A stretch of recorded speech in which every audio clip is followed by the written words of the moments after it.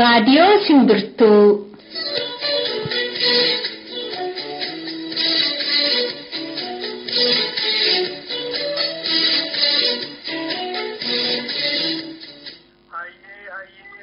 Waaqa gurraacha, waaqa bokkuu sibiilaa, waaqa shanangataa, waaqa sagaltaman galmaa, waaqa dargan booranaa, waaqa ciicoo gurraattii, waaqa siiqqaayyoo, barri nagaa ta'u, bariin nagaa ta'u, galgalli nagaa ta'u, ganamni nagaa ta'u, handuula mirgaan haa galu. Kun guyyaa kamisaa torbeetti gaafa tokko kan isinii darbu qophii Simbirtuuti. Tabajjii 28 bara 2018dha. Har'a kan qabnu isiniin beeksisa. Jalqabaa oduudha qabna. Oduutti aanee sirba tokko si dhageessifna. Isaa booda qophii imalaatu dhiyaata. Qophiin imalaa keenya har'aa keessa waraana Itoophiyaa, keessa humna tikaa Itoophiyaa fi waa'ee obbo Lammaa Magarsaafi Dr. Abiyyi Ahmad nama beekurraa dhageenya. Hanga xumuraatti waliin turan affirraa keenyadha. Amma gara oduutti.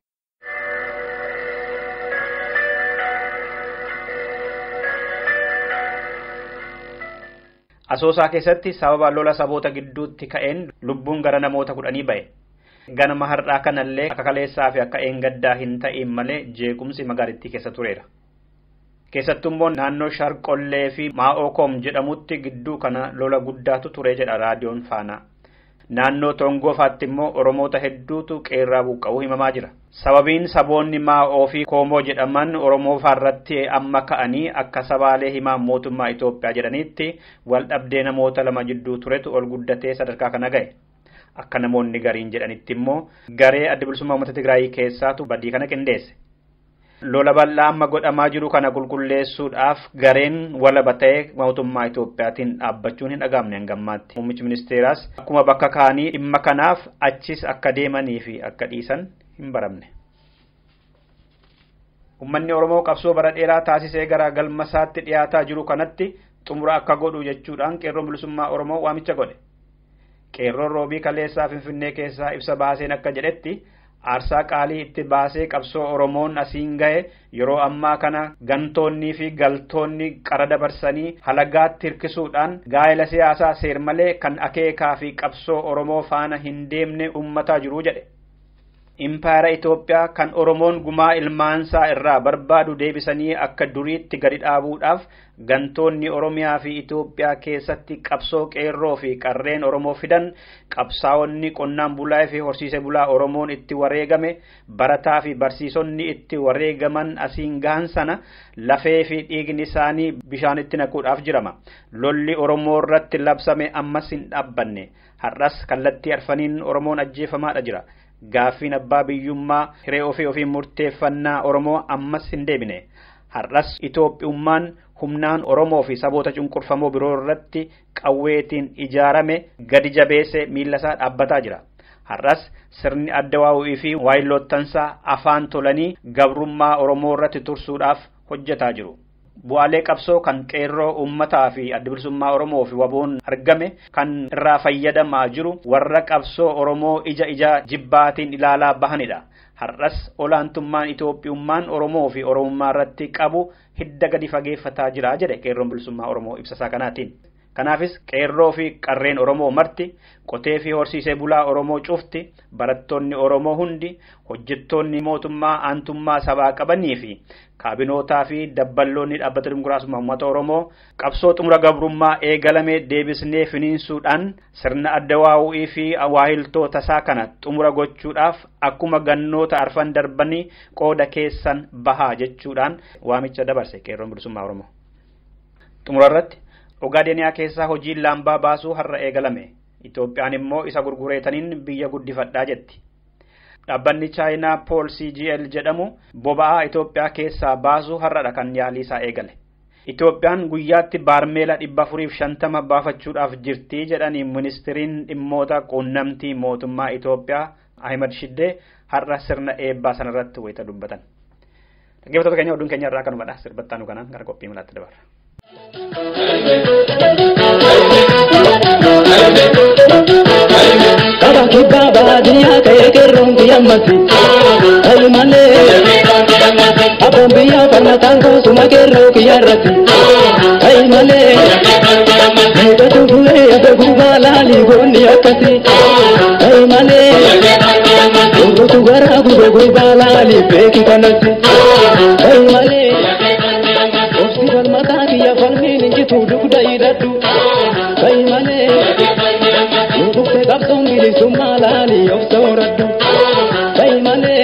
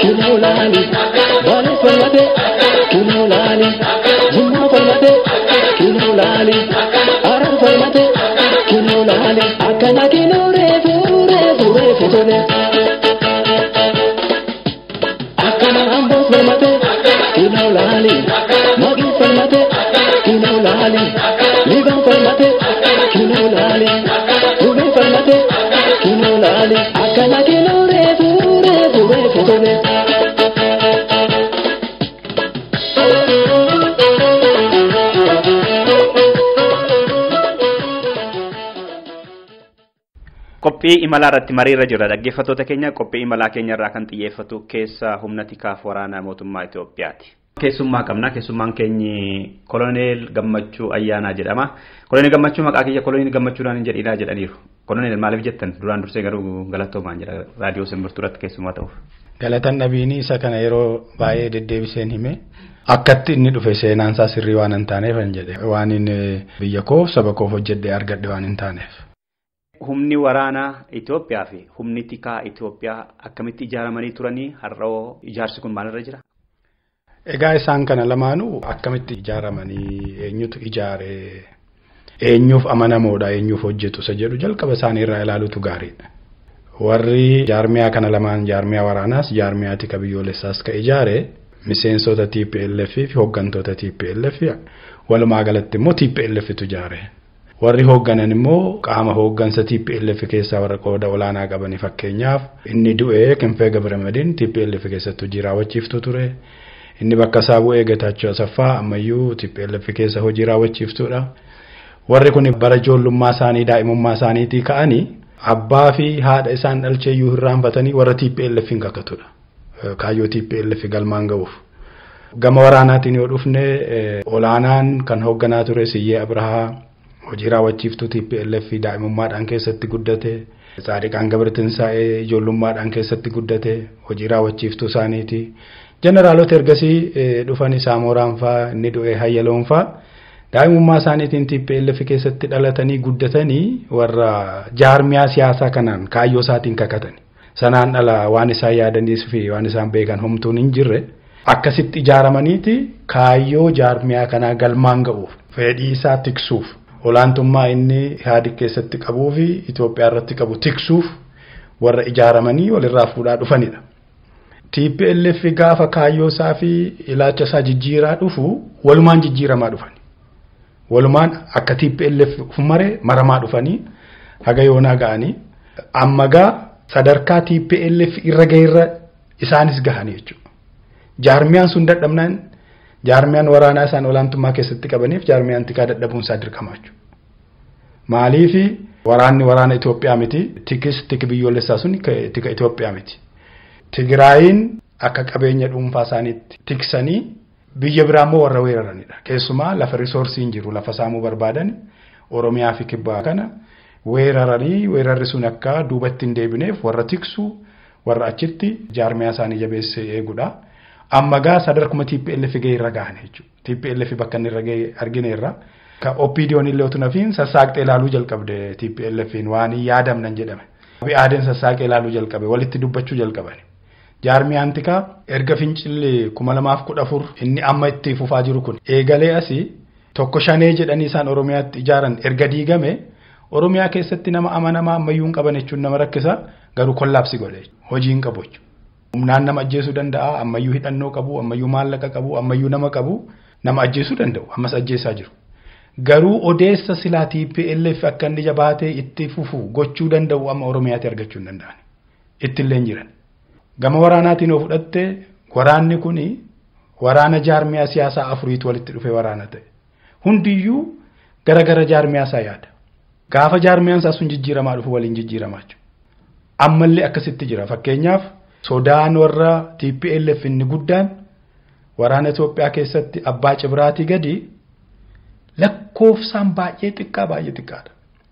Akka gaafa garaan guutuu mataan qullaa hafa jedhanii jeneraalonni isaan immoo korraaptir ta'anii yeroo itti TPLF'if yaadanii hojjetan baay'ee xiqqaate sa'aatiinsa. Yeroo isaan qabeenya isaanii maneejitti godhanii yeroo isaan ijoollee isaaniitti guddisan sa'aatii dheeraarraa fudhata. Kanaaf irra keessa aangoo guddaa qabu TPLF akka duriitti garuu hojjechuu hin danda'an. Isaan keessayyuu konfiliiktii guddaatu jira. Qabeenya Oromiyaa kana qabeenya Itoophiyaa kana walqixan saamne. Hanna waan ta'eef walqixa miti kan hirmaatan. Akka carraa argatetti saame inni kaan baay'ee soorome inni kaan xiqqaa argate kanumaan argannes jira. Warra Tigraay keessa ta'e jechuudha. Kanumaan qabne kamiindaa isaatiin jiraatu. Inni kunuu gidduu isaaniitti walitti bu'insa guddaa fida.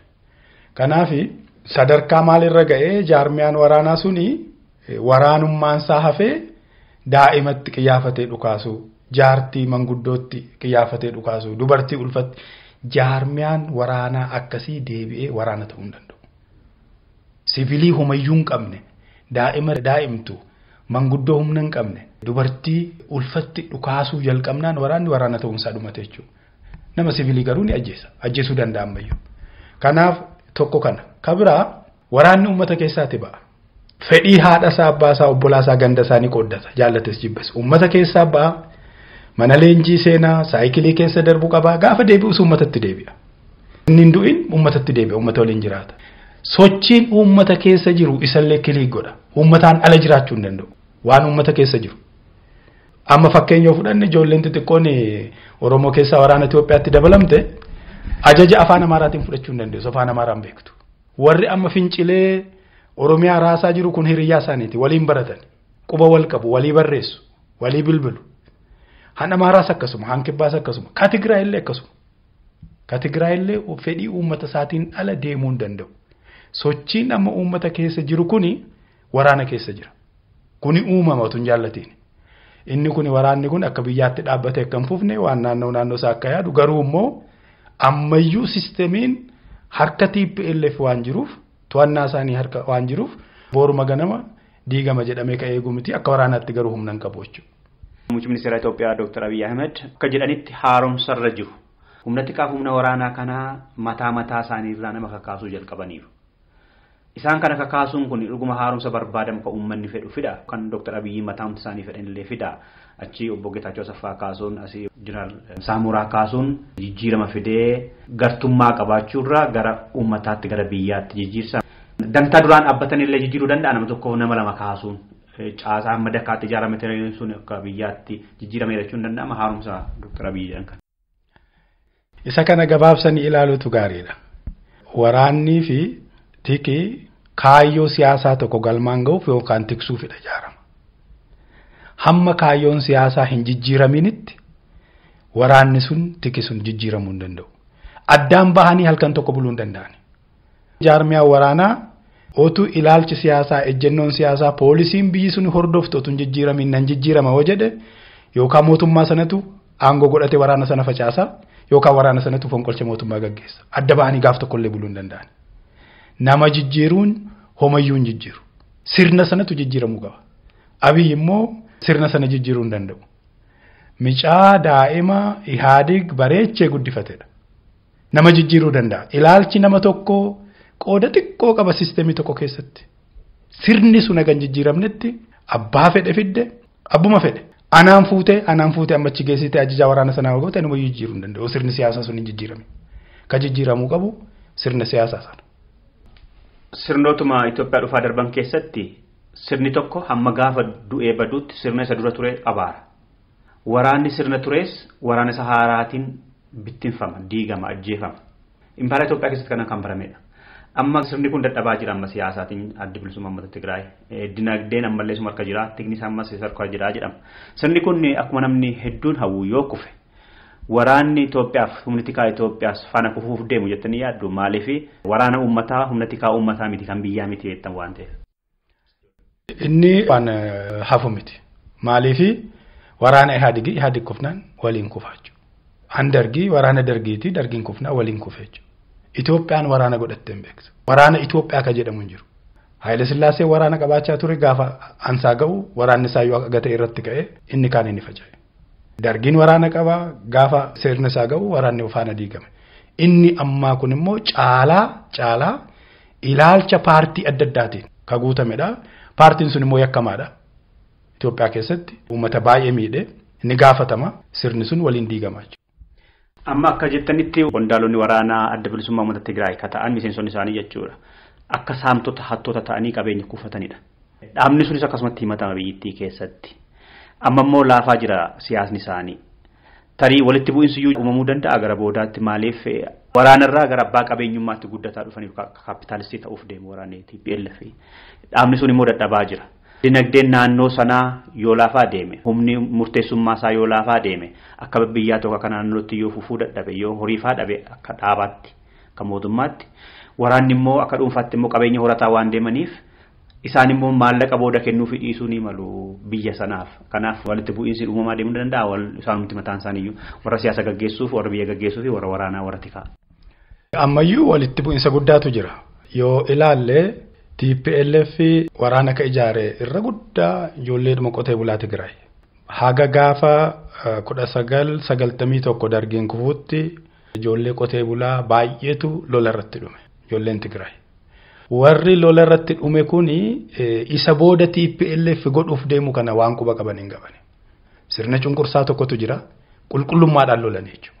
Qulqullummaadhaan waan nagaarii ifa tokkotu dhufa jedhanii lolanii ijoolleen Tigraay 50-60 ta'u lola kana irratti dhuman.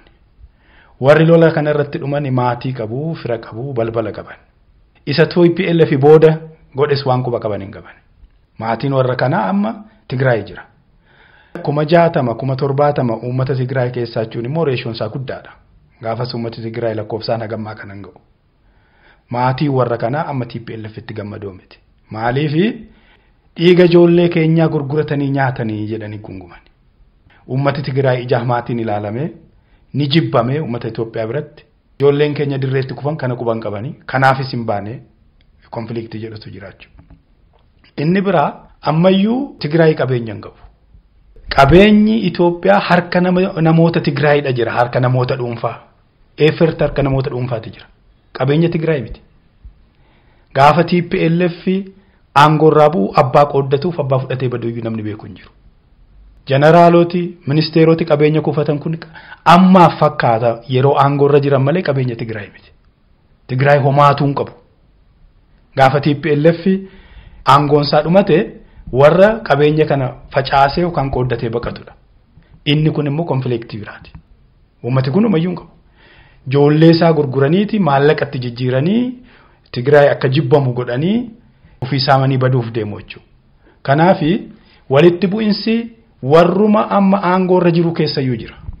Ufuma isaanii keessayyuu akkuma dura jedhe qabeenya qooddachootu hin ta'in hanna waan ta'eef akkuma carraa argateen haate walqixan hanne walqixan kuufanne qabeenya inni kunuu gidduu isaaniitti walitti bu'insa guddaa fida. Haga TPLF akka paartiitti jabaatee jirutti wanni kun mul'achuuf carraan qabu yeroo inni mul'atu immoo jiraachuu.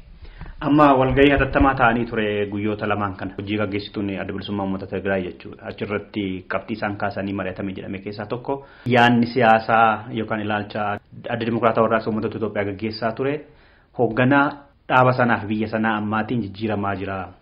Kun immoo rakkoodha. Adda bilisummaa uummata Tigraayis aangoorraa dhiibamaa jira.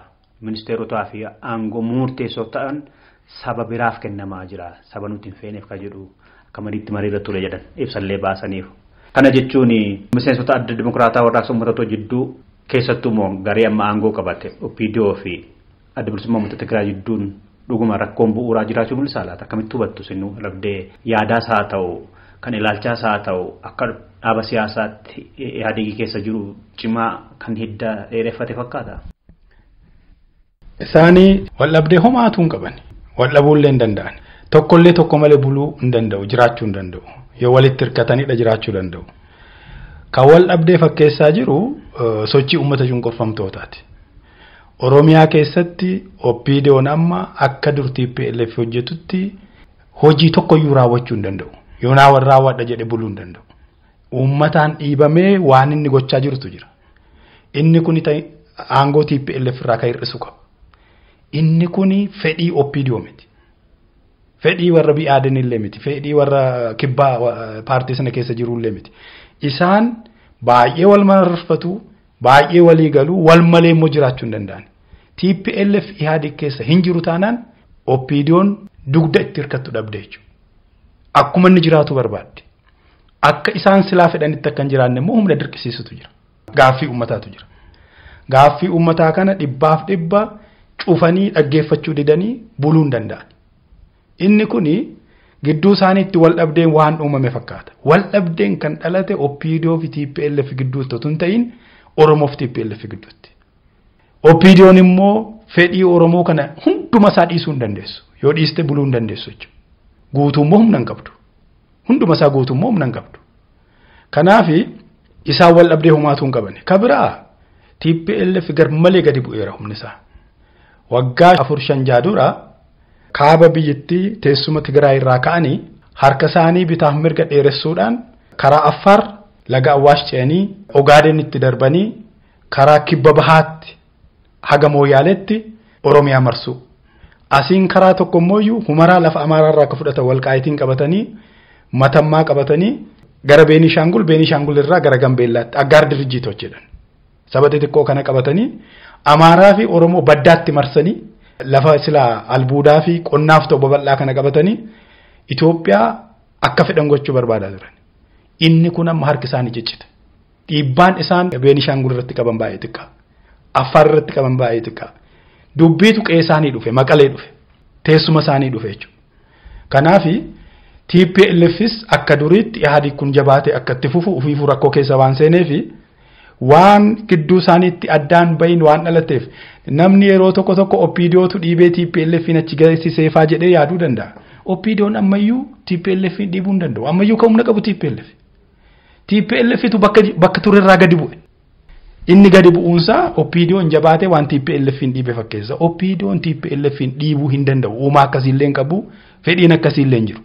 Hin mul'atu jechuudha. Kan TPLFin as geessise uummata gaaffii uummataati. Dhuguma gaaffii Oromoo qofa miti. Jabaatee kaka'e Oromoodha. Uummata kibbaa keessa gaaffii jira. Amaara irratti fincilaa ture. Bakka adda addaatti kunoo amma Affaar keessa jira. Uummata Itoophiyaatu irratti ka'e. Isa kana oolchuu hin danda'anii TPLF gadi bu'een immoo ihaadigiin dadhabsiise. Haaromsa amma jedhamu kuni haaromsa dhuguma gaaffii impaayera sanaa irratti warra kaasan hundumaa himmachiisee gara fuulduraatti. Araarame jedhamu kunis warroota qawwee qabatanii bosona jiran kan bilisummaa Oromoos ta'e warra kaan hirmaachisee kan fiduuf deemuudhamu haaromsa obbo Lammaa fi Dr. Abiyyiin gaggeessan kana ihaadigiin durfamanii jechuudha. Moo warruma humna hin qabne isaaniin sodaachifne yookaan immoo isaaniin aangoo irraa buusuu hin dandeenye warra jedhan qofa qeetti qabanii umurii dhaaba kanaa tursanii waggaa 2 gaanii waggaa 2 booda filannoo godhamu irratti namoota muraasa mormitoota hirmaachisanii deebisanii umuriidhuma adda baa'o'ii kana dheeressuufidha. Haaromsi inni jedhamu kun hagamitti deemattanii yaaddusin? Dubbiin uf tursuudha. Maaliif haaromsa kana anumtuu yeroo 5 beeka yeroo isaan haaromsa jedhani. Takkaayyuu ol ka'anii hin beekani gaduma bu'aa dhufan. Garuu immoo uf tursuuf isaan gargaara. Ammallee ufuma tursu. Waan gaaffiin Oromoo gaaffiin uummata cunqurfamtootaa haga du'aa waan hin oolle deebi'uunsa. Garuu yoom isa jedhuuf har'a ta'uu irra boora akka ta'u kana qofaa hojjetu jechuudha. Kanaan irra dandeettii ittiin qaban. Mee waraanatti haa deebinu. Egaa amma ajajaan waraanaa yookaan ministeerri waraanaa Oromoodha. Itaama Jorshumii bakka Jeneraal Saamuraa nama biraa bu'eera. Haaromee waraanni sun Amma olaantummaan adda bilisummaa uummata Tigraay waraana keessa hin jiru jenna. Akkuma seera Itoophiyaattu Difeensi Ministeeriin aangoo poolisii malee waraana ajajuu seerruun kennineefi. Chief of Staff itti aanee Prime Ministeriidha kan waraana ajaju. Taamaajoor Shum jedhu. Saamoraa ture amma saaree bakka buusan jechuudha. Inni suni waan bajetaa waan poolisii dhaqee paarlaamaa fuuldura taa'ee haasa'ee galuu malee seeraan hin qabu aangoo. Seerruun kennineefi. Otuma seerri kenneefiyyuu Oromoon tokko karaa OPDO aangootti dhufe. Saareetiin ajajuun laafaa miti. Maaliif ija keessa ilaaluun ulfaata. OPDO kana akka nama suphee wayii tolchutti dha tolchan. Isaan gaafa isaan tolchan sun saareen nama guddaa. Abbaa Cibraafa abbaa Birgeediifa warra adda ajajuudha gaafa OPDO'n Tigraayitti bixxilamtu. Warri OPDO kun warra kana bar ija keessa ilaaluudha saalfatu. Akkatti uumaman beeku, seenaa isaanii wal beeku. Kanaafi jijjiirama homaatuun fidu. Abiyyiin fudhadhu. Abiyyi amma akkatti inni saaree ajaju rabbiif isatu beeka. Maaliif Abiyyi micaan xiqqaan kun 1991 dhataa xiqqetti leenji'e miti. Gaafa saareen izii bahaa kana izii bahaa Itoophiyaa jedhamu kanatti itti aanaa Saamoraatti ture. Warra dargii kuffisuu keessatti ajajoota TPLF qaban keessatti qooda guddaa qabaachaa ture. Wal ilaal ija keessa taa'anii wal ilaaluullee wal saalfatu. Nan beeka keessa isaanii tan beeka. Abbaan Duulaa gaafa Difeensi Ministeerii ture Saamoraatiin ilaalee akkas godhechuu hin danda'u ture. Sirriitti tan beeka. Maaliif Abbaan Duulaa eessaa akka dhufe uf beeka, Saamoraan eessaa akka dhufe uf beeka. Gadaantummaa dhagaama. Gadaantummaa guddaatu jira. Inni kun immoo uumama ilma namaati. Siigalee uumama jaallatee Abbaan Duulaa waan uf tolche miti. Carraadhuma gabrummaa Oromoo irra jirutu inni waraana ta'ee Eertiraatti booji'ame, Bi'aadeen bira deeme, achi OPDO jedhanii kinfeenfaa walitti qabanii bixxilanii Abbaan Duulaa dadhabaa waan ta'eef, wallaalaa waan ta'eef, doofaa waan ta'eef ka dhufu miti. Uumama ilma namaati. Namumatu akkasi. Kanaafi Difeensi Ministeerii amma eenyu mootummaa eenyuuti. Isa utuu hin ta'in Abiyyi ajajuu danda'aayi. Innumti aangoo seerri kenneefi Xoraayilocha Azaash Abiyyi jechuudha. Prime Ministeerii Abiyyi masaaree ajajuu danda'a. Moo akkuma saareen fedhutti mallatteessaa fi ennuu gaaffii guddaa. Matuma qofa jijjiiruudha moo kan mul'ate waraana keessa waa haganga tokko waan beektaniif isin matuma irra jiran Faraaj Sargeessaa kaasanii mootummaa maqaasaa kaa'u Jeneraal Saamuraa kaasanii Saaree Mokonnin kaa'u kanumatu haaromsa jechisiisa moo hamma dakaatti bu'anii jeneraalota 60 maaltu jira jedhamee kan kumatamaa ture sana bakka ajajoota waraanaa easy jedhamu sanallee kan turee fi kan jiru uummata Tigraay irraa kan bakka bu'anidha. Ammachitti deemeera Dr. Abiyyiin. Dr. Abiyyiin jijjiirama iyyuu fidanii haaromsa fi jijjiiramni addadha. Jijjiirama finne haaromsa inni jedhame sun iyyuu nama ajjeesa jedhamee warruma nama ijoollee ulfafaa ajjeesaa ture warra jedhaman sana keessa kan turanidha. Eksii kaasanii waa'ee kaanii jedhamu. Kanaaf innumtuu gadi bu'amee ilaala godhamaa jira waan akkasii kun akka taajjabdanitti boo irra keessaa namoota lama kaasaniitu. Amma waraana keessaa waggaatti namni hir'achaadhuma dhufe. Waggaatti soorama numa ba'a. Waan haaraan hin jiru amma waan Saamoraa bira ga'e malee. Otu silaa seerri hojjeta ta'e Saamoraan haga wanaatti hin turu. Maaliif jeneraal oofisariin umurii isaa waggaa 55tti soorama bahuu qaba. Akkasoo ta'e jeneraalonni Tigraay hundi soorama bahuu qabu. Namni itti bu'uu danda'u hin jiru. Amma saareen bar bakka sana qabachuu hin danda'u. Umuriin isaa soorama sana darbeera. Jeneraalota Kwartar faa, Joon faa, Maashoon faa hundi isaanii iyyuu bar umurii kanaa oola. Warri kun achi yoo ka'anii dantaa TPLF akka isaaniitti namni eegsisu waan hin jirreef namni achi isaan sostoosuu danda'u hin jiru malee seeraan ala aangoo qabatanii jiru bar. Akka seeraatti waggaa 55 geenyaan soorama bahuu qaban jechuudha. Warri kun hundi umurii kanaa oola. Adda dhiyaa ka ajaju Bahar Daar ka jiru Fissaa Kidaanoo Fissaa Mahanjuus Baha ka jiru Maashoon asa Shiree ka jiru Joon hundi isaanii umurii kana oola. Lafa kana qabatanii ka jiranii bakka isaanii akkuma sila siin jedhe namni jalaa guddachaa deemu haphachaadha dhufa kan isaanii. Ajajaa kutaaraa waraanaati ol ka jiran warri TPLF hundi isaanii iyyuu jeneraaloti umuriin isaanii soorama darbe. Sirnaan ala seeraan ala TPLF ammayyuu aangoo waan qabuuf aangoo qabatanii taa'u jechuudha. Abiyyi gadhiisisuu hin danda'u kana. Maaliif yoo isaan bakka sana gadhiisan yookaan Amaaraa yookaan Oromootu dhufu. Sana immoo TPLF ni eeyyamu. TPLF immoo ija hamtuu ammayyuu ilaaluu hin danda'u. Abiyyi isaantu guddise. Mee amma kun waggaa 2 waggaa 3 ka deemu ilaale lola Ogaadanii fi Oromoo gidduu jiru. Abiyyi dhaabsisuus kaasuus hin danda'u. Inni kun fedhii murtii TPLF.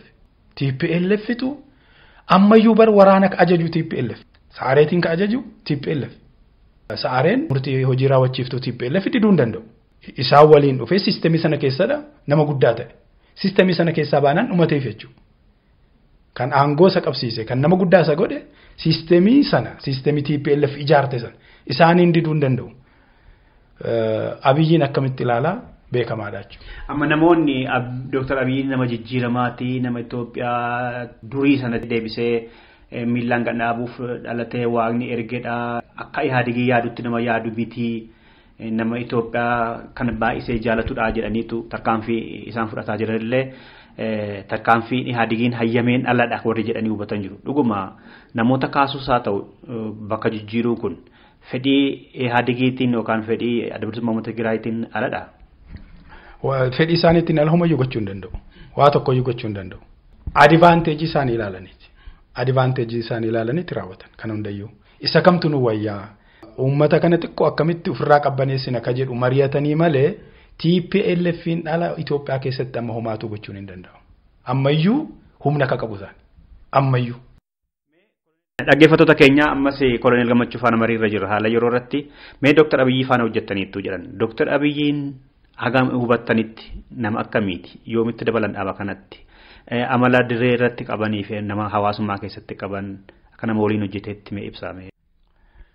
Sirriitti kan inni sabee yeroo lola Eertiraa fi Itoophiyaati sana dura 1991 mana leenjii Oppiidoo Taaxeq seenee achii leenji'ee bahee micaa xiqqaa waan ta'eef opereetarii reediyoo godhanii barsiisanii kutaa waraana Gibee jedhamtu tokkotu Wallagga turte han Oppiidoo jeneraal Kumarraafaa jechuudha isaan biratti opereetarii ta'e akkasumatti dhufee gaafa waraanni biyyoolessaa haa ijaaramu jedhamu sana ogummaadhuma isaa kanaan makkalaakaatti ramadame opereetarii dhuma ta'e dipaartimentii sana keessa reediyoo xalafaa ka jedhamutu jira achi isa booda insaa ta'e otuma achi jiru lolli sun ka'e lola sana keessatti garee tokko waliin opereetarii reediyoo RDF jedhamtu qabatee istaafii isaa moraa ta'e baadimmee ture gaafasuma tolaqaadha jechuudha akkasittiin isa beekaa akka carraa lafa laalaa ideedaa jedhamutti gareen inni waliin hojjetu inni irratti opereet godhu makiinaa irratti waan fe'amtedha garee isaanii sana ka ajaju gara nama 5-7 ta'u shaalaqaa Maayikil ka jedhamu nama adawaa tokko mijaa amala gaarii qabu marfii warra Eertiraa irraa dhuka'een gareen sun hunduu gaafa barbadooftu Abiyyi qofaa saafe sana booda waan sana functional gochuu waan hin dandeenyeef duubatti harkisanii barnoota ogummaadhuma isaa kanaan South Africa faa biyya Jarman fa'aa itti barate akkasitti dhufee booda insaan gaafa ijaaramu wanni isaaniiyyuu waliigalli isaaniiyyuu mallas jala seenanii achi gara waggaa 8-9 hojjetee gaafasi hojiin isaaniiyyuu ogummaan isaaniiyyuu barruu ka fide gara saayiberiitti waan ce'eef lolli OLF desk ka jedhamu irratti gaafatamaa ta'ee bara dheeraa hojjete jechuudha. Achi gara Oppiidootti booda dhufe. Baadimmees lafa nammasii waamee kana lafa laalaa ideedaa jedhamu kana turre. Yeroo biraa immoo bakka biraattis wal ergina. Ramaddiidhaan nuti waliin hin hojjenne gaafas makaanaayizdiidha. Inni hojjetu suni irra guddaa informationiin isaa nu bira dhufa. Waraana Eertiraa eessaan seenee eessa teessumni isaa maal ka jedhu gama reediyootiin ka dhufu isarratti wal beekna. Garsaanii gara saayiberiitti dhufanii itti gaafatamaa dhimma abaa of Oromoo laalchuu irratti ramadamanii booda insaa keessatti nama hiisisuu kamsuu irrattis harka guddaa taphatanii dhugan jedhu dubbatamaa ture. Achi keessaa waan dhageessan qabdu akka fakkeenyaatti kan ka'u. Abiyyi aangoo ukkaamsisuu fi hiisisuu hin qabu. Nama tokkoyyuu hiisisee beekaa ukkaamsee beeka jedhee ani yaadu amma. Odeessa gama Oromootiin jiru kan ihaadigiif hin tolle garuu isumatu kenna warri murteessu ka biraati waan ukkaamsuuf waan hidhuu kana. Innuu qaama mataa isaa qaba. Warri nama hidhuu warri nama ukkaamsu amma isaan keessa miti ka jiran. Garee akka bineensaatti callumadhee guyyaa nyaataa oolee halkan namatti bobba'utu jira. Isa kana ka ajaju ka biraati qaama biraati. Isa kanaaf ka odeessa fidumooyyuu gama elektirooniksiitiin isa bilbilaa isa intarneetii isa maal jedhamu kana kan Oromiyaa haga gaafanne achi jirutti karaa Abiyyi darbaa jechuudha. Egaa basaasee abaluun kana dubbatee abaluu ilaalcha akkasii qabaa jedhee kan nama saaxilee jiratti dabarsee kennu keessaa tokko isaani. Achi keessaan darba waan elektirooniksii hunduu namoota akkasittiin qabaman yaadattan jirtu. Hunduma ka bilbilaa fi saayibarii wajjin wal qabatee baranni achi jiru qabame caasaa isaa keessa darba. Abaloo balsuun jedhee. Kanaaf amma badii ukkaamsaa fi ajjechaa fi hidhaa Oromoo irra ga'e keessaa Dr. Abiyyiin akka hirmaataniiru jechuudha. Gaafatama guddaa kana qofaa miti. Sabotaajii jechuu.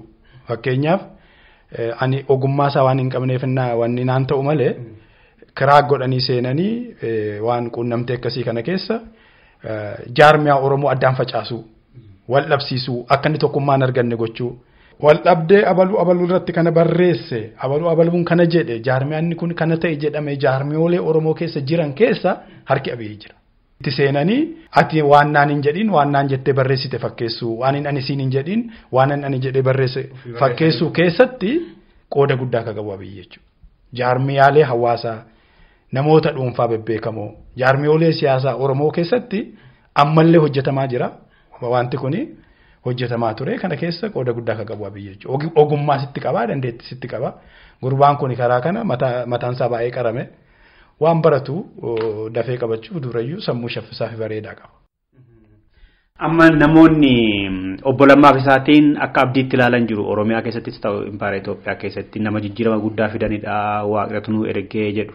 Amala kanaan dura isaan keessa darbanii dhufan lamaan isaanii tikaafi fi basaasa keessatti guddatanii waan dhufaniif lamaan isaaniiyyuu amala dur qaban sana kan calaqqisiisu moo ka uummanni fedhu kan godhuuf deemanidha akka isin taajjabanitti. Egaa erga kaaftee ani Abiyyi caalaa Lammaan beeka. Lammaa waliin gaafa dura OPDOtti makamnu dabballee taane ijoollee taane. Inni calliyaa ture isa shawaariyaa. Ani immoo salaalee dagaman ture kaaba shawaa jechuudha. Hagara maddii kanarra jirutti waliin beeknu. Sana booda dhiphummaa jedhamne adabaan haaromsa fudhadhaa jedhanii bursotti nu argan. Lamaanuu. Ani walga'iidhuma irratti waan afaan amaaraa maaliif haasofnaa nuti OPDOon Oromoodha kanuma waan xiqqaa amma namuun amanu waan kana namni kun nama adabsiisa jedhee bara sana garuu guddaa.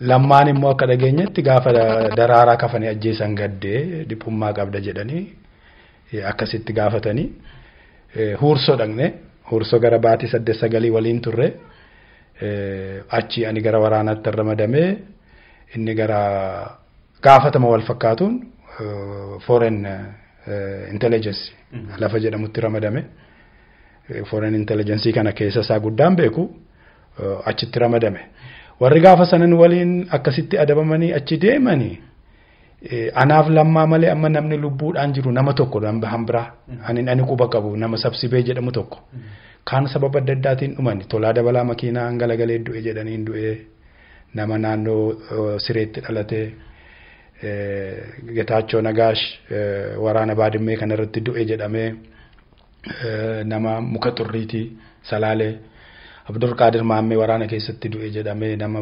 baalee naannoo baalee roobeeti akka Lataa Baqqalaa bulchiinsa moonaa leenjii makaanaazidii Awaash Arbaa ta'ee ture nama naannoo Abuuna Sahorroo achitti dhalate balaa makiinaatiin du'e jedhamee amma deebi'ee yeroo yaadu akkatti isaan dhuman kanan shakkaan dhufe. Yeroonni kun dhiphoo jedhamtanii yeroo isin warra jedhamtanii haaromsa fudhattan. Amma tolaa dabalaafaa gaafatamaan nu caalu ture gaafa adabamanii dhufaniyyuu nuti onarraa dhufne warra zoonii fa'irraa dhufetu jira. Warri kunniin dhumatan egaa hin jiran amma. Egaa kunoo ani abaa'oo keessan jira Lammaan OPDO keessa jira inni tokko immoo hojii dhuunfaasaa nama sadiitu jira amma nuti lubbuudhaani. Lammaa erga Finfinneetti ramadamee hojii hojjete yeroo inni barnoota baratus wal argina naasofna gaafas maal jennee haasofne gaamma maal barbaachisaa miti yeroo adda addaa waan haasofnedha. Homaatu waan inni fedhuu fi waan inni gochuu danda'u adda adda akkasitti an beeka. Waan inni fedhus amma kana fedhachuun nama rakkisa. Kan inni guddate karuma ihaadig waan ta'eef guyyaa tokkotti waan sana dhiisee waan na fedhu gochuu danda'a ka jedhu gaaffii keessa jiraachuu homayyuu gochuu hin danda'u. Ani nama gochaa jiru immoo Oromootu dirqisiisa kanaan ala homayyuu jiraachuu hin danda'ani. Akkasitti an beeka gurbaa kana. Obbo Lammaan fane nagaa buusanii Oromiyaa keessatti fincilla ka'uuf hin jiru yookaan immoo biyyittii keessa akka waliigalaatti nagaan bu'ee darga isaan aangoo qabatanii maaltu ta'uuf deema gara fuulduraatti. Karaan Oromoo guddaa dheeraa fi daddabaadha. Kooziin sammooyyuu dhugaadha. Warri kana turree kana kaa'anii warra homtuu itti hir'atu miti. Barrisaa dheeraadha. Warra haamleenis beekumsis qabeenyis itti hir'atu miti. Kara deemtus miti. Warra halagaan gorsee dhidhiibee ka'e otoo hin ta'in warra Oromoo keessaa bahedha. Nagaa fi tasgabbiin kadhalachuu danda'u yoo inni kun galma ga'e qofa. Kunis kaayyoon bilisummaa Oromoo galma yoo ga'e qofa Oromiyaatti qofa miti gaanfa Afrikaatti nagaan dhufa. Ummati kuni gaanfa Afrikaa keessatti guddaa. Hamma Oromoo ga'u bar gaanfa Afrikaa keessa hin jiru. Olaantummaa baay'inaa qofa miti qabu. Biyyoota adda addaa yoo argite warri federaalizimiidhaan jiraatanii inni tokko sabaan xiqqaatee qabeenyaan guddaa ta'a. Inni tokko ji'oogiraafiidhaan xiqqaateeti qabeenyi isaa guddaa ta'a. Oromoon naannoo kanatti qabeenyi isaa olaantummaa qaba. Baay'inni uummata isaa olaantummaa qaba. Bal'inni lafa isaa olaantummaa qaba. Olaantummaa aadaa fi qorqalbiillee ni qaba. Inni kuni warri Oromoon kana dhabeera kana argachuu qaba jedhanii kaayyoo bilisummaa Oromoo lafa kaa'ani hamma galman geenyetti gaafa facaasaa nagaan jiraachuu danda'a gaafa kamisaa hin jiru jechuudha. Isa kana immoo ka to'atu lammaafameeti. Uummati gaaf tokkotti dammaqee gaaf tokkotti ijaaramee gaaf tokkotti lole biyya lafaarra hin jiru. Oromoon ammayyuu humna qabu persentii 5 illee waan dhimma itti ba'e natti hin fakkaatu. Humna qabu. Inni kuni dhawaataan dhufaa ittumaan inni barana jiru waggaa 5 duran turre. Waggaa 6 duran turre. Uummati kamummoo fedhii diina isaatiin hin ijaaramu. Diina isaatu eeyyamaaf miti. Ufii ijaarama. Guyyaatu isa ijaara. Oromoon ijaaramee dammaqee hidhatee akka tokkotti socho'uu gaafa danda'e lafa naannoo kanaa raasee galaana dhimbiibuu danda'a. Isa kana ammayyuu isa caalaa diina isaatu beeka akka Oromoon kana gochuu danda'u. Nagaan ka dhufu gaafas qofa. Malee amma akka jiran hin jiru. Akka walii galaatti yoo yaada dhaamsa qabaatan warra isin dhaggeeffatu biyya keessaaf ta'e biyya alaarraa. Oromoon jabaachuu qabaan jedha. Akkuma amma jedhe Oromoon humna qabu ammayyuu xiqqoodha kan inni dhimma itti ba'e. Hir'isee balleessee jechuu kooti miti. Karumarra jira. Achumaa baanee afuuruma sanaan hoogganamna. Afuura fedhii Oromootiin hoogganamna. Anis achuma keessan jira. Oromoon jabaachuu qaba kana caalaa itti fufuu qaba karaarra jira karaa sirriirra jira. Inni kuni rakkina isaa qofa osoo hin ta'in rakkina ilmaan Itoophiyaa naannoo sana jiran isa fakkaatanii cunqurfamoollee ni fura. Gaafa sana naannoo kanatti nagaaf tasgabbiin badhaadhinni dhufa. Oromoon kana caalaa jabaachuu qaba. Humna ufii wallaaluu jechuun qalbii gabrummaati. Oromoon humna guddaa qaba. Humna isaa kana dhimma itti ba'uu eegaleera garuu xiqqoo. Eenyuyyuu kan hin haalle abbaan fedheyyuu warri isa jibbanuu kan hin haalle Oromoon adda bilisummaa Oromoo deeggara. Abaa'oo deeggara. Warri abaa'oo deeggaru warra opiidoo deeggaru dhaga'uu hin danda'u. Warri opiidoo deeggaru immoo warra abaa'oo deeggaru dhaga'uu hin danda'u. Wal dhaga'uu hin danda'u. Boor biyya tokko qabaachuuf deema. Ilmaan isaanii wal dhaga'uu danda'u. Maal jechuudha? Abaa'ootu opiidoo ta'a jechuudha moo opiidootu abaa'oo ta'a jechuudha wal dhaga'uu jechuun. Eessatti wal dhaga'a? Seenaan irraa kakka'amee adda adda. Abaa'oon seenaarraa ka'eeti Oromiyaan kolonii Absiiniyaatii Itoophiyaatii jedheeti ka'e. Opiidiyoon immoo iyyuu Itoophiyaadhuma kana iyyuu ka'uume Oromoodhaa jedheeti ka'a. Warri kun akkamitti wal dhaga'an? Dhugaan isaanii waliin fakkaatu. Kanaaf akkatti sabni tokko akka tokkotti wal dhaga'uu qaba. Bakkatti adda bahu immoo qaba. Warri abaa'oo deeggaru opiidiyoo dhaga'uu hin danda'u yoo kadhatames kadhatamuu baate. Akkanuma hin jiru. Turtii keenya irraa keessatti dhaggeeffattoota keenya waa hedduu irraa barattanii qalbeeffatanii abdii qabna. Fayyaa ta'e kolonii Gammachuu ulfaadha. Galatoon.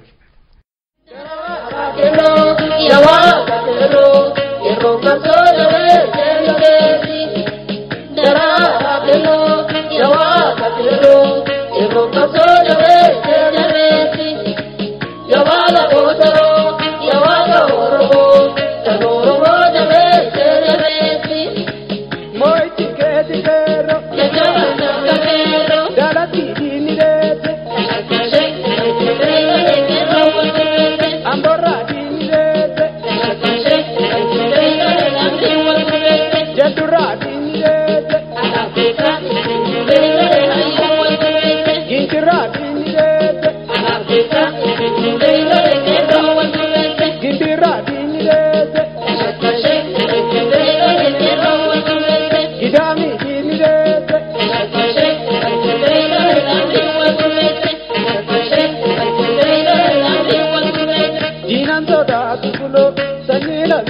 darba shakashe jateetu darba diinam taraasaa jiru sanyii waaqoo guututti bilisummaa sabaati qabsoomsaa fuulduratti waraani sodaatini eeboo kalee qabaddu kawwee diinaan sodaatu qeerroo obboo badee wallaggaa diinni deesse nakamtee diinni deesse direerraa diinni deesse arargee diinni deesse booranaa diinni deesse